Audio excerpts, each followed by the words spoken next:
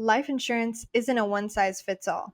Cody Stansell breaks down how to calculate the right amount of coverage based on your family's needs, goals, and future plans so you can protect what matters most. Welcome back, everyone. I'm Sophia Yvette, co host and producer, back in the studio with Cody Stansell, Senior Wealth Advisor for Steadfast Wealth Planning. Cody, how are you today? Hey, Sophia. I'm doing well. In my neck of the woods, it is softball season for my daughter. I have a third grade daughter. I'm her head coach. Our first game is coming up this weekend, so we're excited about that. Hopefully to avoid some rain and yeah, get the season going. So we're excited. Awesome, awesome. Yeah, very, very exciting. And it's exciting to have you back on today. Now, Cody, this is a question nearly every family asks at some point, and I'm sure Mm, you've heard it a million times. yeah. How much life insurance do I need? Yes, great question. The two inevitable things, right? Death and taxes. And lucky for you, we're a professional in both, and we talk about both, right? So we've talked taxes before. We'll continue to talk taxes down the road. But today is death. Yeah, riveting topic. Life insurance, all joking aside, is a very sensitive topic, right? Having a conversation around it is awkward because we are talking about death. A lot of insurance companies and commercials use it to tug on your heartstrings in order to sell it. Don't you love your family? You better have more life insurance, those kind of things. So it's kind of used as a salesman's trick almost, and that's not good.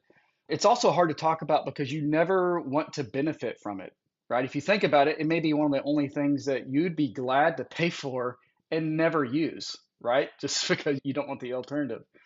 Our view is we want life insurance to be a bridge until you are self-insured. So think Mhm. of that phrase, and I'll repeat it. Life insurance to bridge you until you are self-insured. A lot of clients think that they should always own life insurance. But we want you to have the adequate asset base, is what we call it, whether that's retirement accounts, investment accounts, bank cash, any other assets you own, like a house. We want that, once you add it all up, that asset base to be large enough that if God forbid you passed away, it would be able to sustain your lifestyle without an outside source like life insurance. So I'll repeat it. We don't want you to own life insurance for the rest of your life. But of course, there is a period in time that you do need life insurance. So hopefully that summarizes what we're all about and makes a little sense. Most definitely. Now, Cody, let's get into things a little bit deeper. What are the key factors you consider when helping someone determine their coverage amount? Yes. So their situation in life, right? So I'll back up a little bit. What is life insurance for in the simplest terms? Think income replacement. So it is replacing an income. So if you buy $1 million in life insurance and you die, your beneficiaries will receive that $1 million from the insurance company in a couple of months, right? And so there's different types of people with their situation, how much they need, how long they need it, those types of things. The four most common types of people that we see. First one, if you earn an income and someone is dependent on your income, right? That's the most basic case. For example, you're married, you have a couple of kids, your family depends on your income. And if they would struggle to pay the bills without your income there, you need life insurance, right? That's the most common case. Another one is a stay-at-home parent, where if the expenses of the household would increase or any kind of income would decrease if you passed away. For example, my wife, she stays at home. We have three kids under 8 years old. Like, God forbid, if she passed away, you better believe I would need some help from family, a nanny, whatever it may be, cooking, cleaning, taking care of the kids, taking them to practice, some of those things.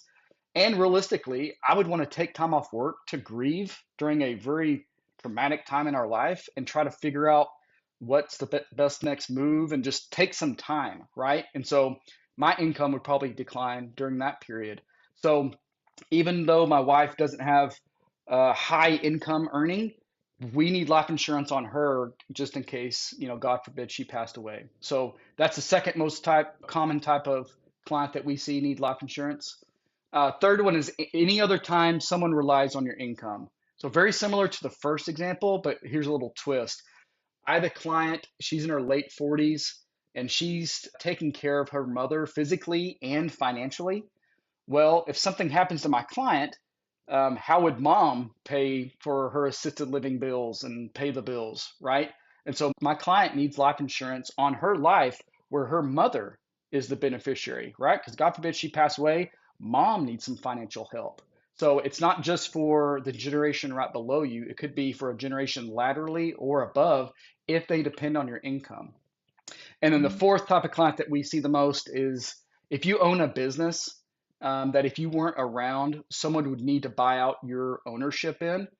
So, for example, I have life insurance where my business partner is the beneficiary, right? Because if I passed away, this lump sum of money would go on to him so that he could have enough capital to buy out my portion of the business, right? Because without that, he might not have the capital.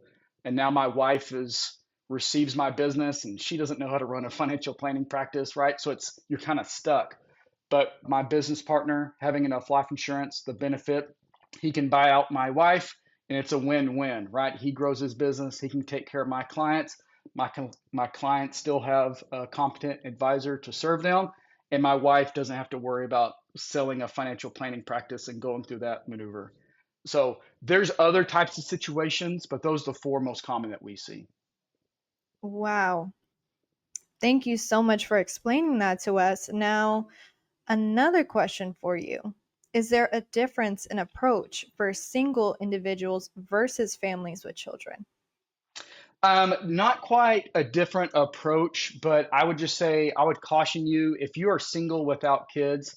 I actually had a client happened to him a few years ago, early 30s, not married, no kids, no one depended on his income, but earlier in his career, a life insurance guy got a hold of him and sold him a whole life policy. And when we met up, it's one of those, hey man, and we just practically walked through the steps of you don't if you passed away, no one's relying on your income. Not to say that your life doesn't have value, but there's no income replacement needed. So for single folks, there it may be realistically walking through, okay, who is really depending on my income? And if the answer is nobody, hey, let's save those premiums. Let's not just pay those premiums for life insurance. Let's use that cash flow for other areas of our financial planning. So definitely, if you have children at home, definitely from all the clients that I meet, especially in their 30s and 40s, you just have to have life insurance. The next big question is how much, right? So we go through this analysis to determine how much you need and how long you need it. So once again, life insurance is income replacement. So if you are 2 years from retirement and not earning, you'll be retired and not earning an income anymore. You may need a lot less life insurance than you think. Compared to my example earlier, you're in your 30s, have a couple of kids, you may need a lot more life insurance than you think. So a good rule of thumb is 10 times your income, right? You make 150 grand a year. A good rule of thumb is 1.5 million of life insurance, right? If you never talked to a financial professional and sat down and really went through how much you need, that's a great starting point, right? But of course, like anything in life, it depends. Everyone's situation's a little bit different. How much debt do you have? What's your income? What are your goals in the future? And that helps determine how much life insurance you need. Now, are there any common misconceptions people have about life insurance needs besides the one that you just explained? Yes, I would say what I referred to earlier, a lot of folks think they need life insurance for the rest of their life. That's what's called permanent life insurance. So whole life, universal life, those are traditionally there for you and you'll pay those premiums until the day you meet the Lord, right? That's not what we recommend. 99% of my clients do not need permanent life insurance, okay? So we recommend buying term life insurance. And just like it, refers to, you buy it for a term. So if you buy $1 million, 10-year term, you'll have that life insurance in force for those next 10 years, right? Compared to you buying a 20-year term, you'll have it for the next 20 years, right? So once again, we want life insurance to bridge that gap until you are self-insured.